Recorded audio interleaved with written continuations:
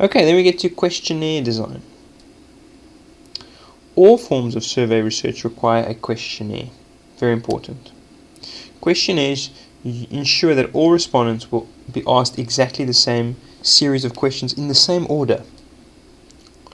And questionnaires include three basic types of questions. You get open-ended questions. This is where you encourage people to write down their words. I like this because. Closed-ended questions is like the example. You don't give people options to write it out. They must choose one of 5, like a multiple choice. And then you have a scaled response. So actually that one over there is a scaled response. Very often, sometimes, rarely, it goes up in its response. The data generated by closed-ended and scaled response questions are very easy to tabulate and easy to analyze, but whereas open-ended responses are not so easy because it's got lots of words. So there we go, there's closed-ended questions. Easy. The computer automatically puts all the different things together. However, the questions must be formulated well so that you don't leave out any important choices, because then people can't write it down. Okay, so here's an example. What besides meat do you normally add to pizza? That's an example of a question. And then these are all your options. But are those all the options that you get? What about other options? In fact, you should probably leave a little question at the bottom there saying other, and then an opportunity for people to write it in.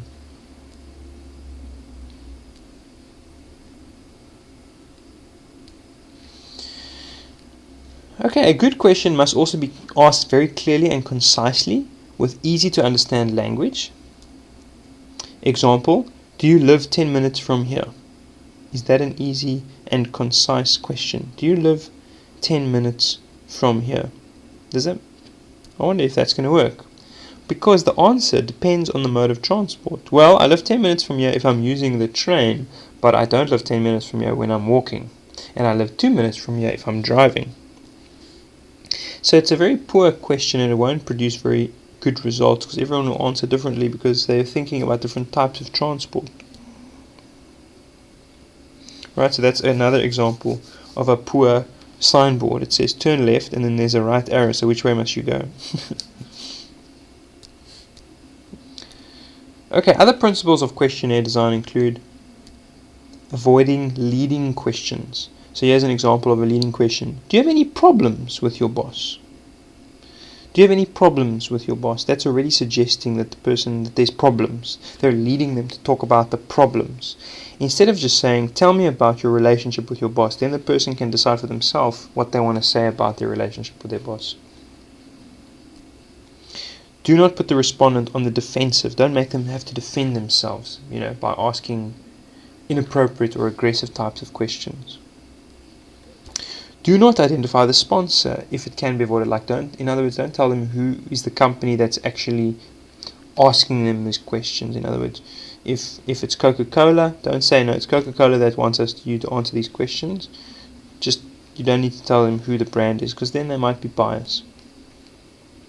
If there are sensitive questions, it's important to ask them at the end, because then the person can say, I'm not happy, I don't want to continue with this questionnaire, but then at least you've gotten most of the questions out of the way. Whereas if you ask that question in the beginning and the person says, no, I don't want to continue with the interview, then you can't ask them all the other stuff. And do not ask, obviously, unanswerable questions. Another reason why it's important to ask sensitive questions at the end is because usually if you've been speaking to the person for a while, asking them questions, then they're kind of comfortable already, and they're more likely to answer sensitive questions if they feel more comfortable. They've gotten into it.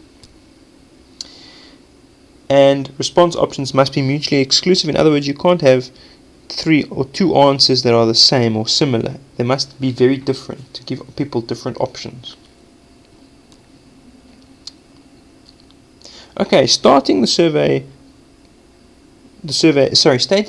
purpose at the beginning is also improves the clarity, so that helps people understand what this questionnaire is about. The respondent should understand the study's intentions. Why is this study being done? What does the interviewer expect to get? Those things must be stated in the beginning. Sometimes, however, to get an unbiased response, the respondent must hide the true purpose of the survey. The researcher must hide the true purpose of the survey. Sometimes that is the case if you want to get true, response from people.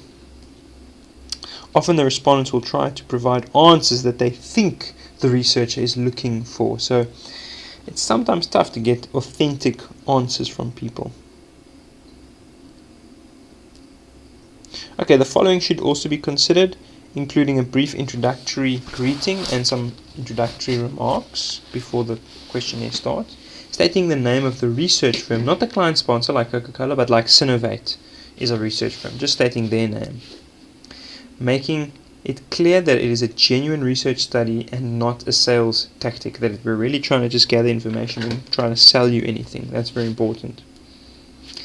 Introduce the general topic that's being spoken about, like beverages, if it was Coca-Cola. State the duration of the interview. It's going to take 5 to 10 minutes of your time so people can plan.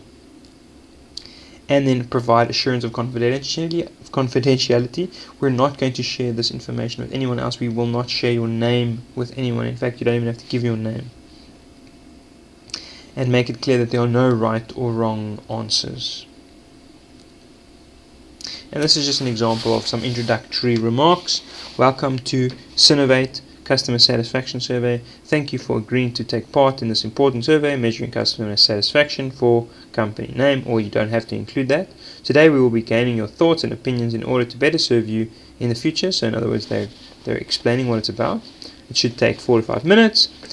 Be assured that all your answers will be kept confidential, and please click next to begin. Right, so that's a typical example.